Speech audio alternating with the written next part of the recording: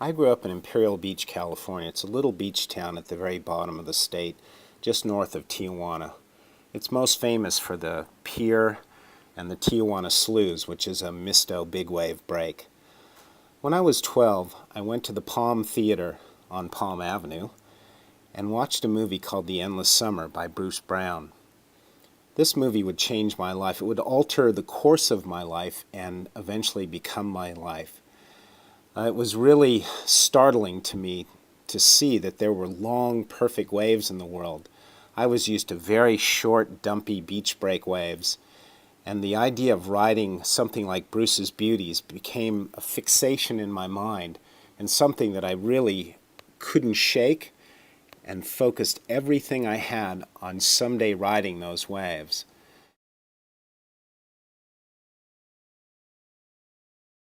Shortly thereafter, when I was 17, moved to Hawaii and started surfing there. And as you know, I started shooting surfing photos.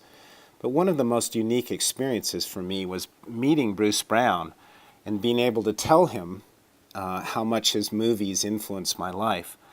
I was able to do this portrait of him that you're seeing here, and it's one of my most favorite photos because it's the man that most seriously altered and affected my life.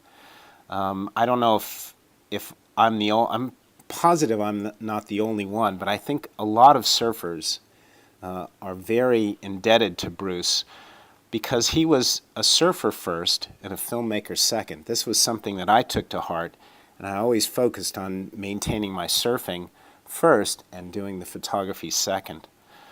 During the filming of Endless Summer 2, Bruce asked me if I would shoot some stills for him, and one of which he decided to use. It was a portrait of Wingnut and Pat O'Connell at log cabins on the North Shore, and it eventually became the poster, which for me was an incredible loop, to be so inspired by Endless Summer 1 and actually get to work with Bruce and the crew on Endless Summer 2 and have my still photo become the poster for the movie.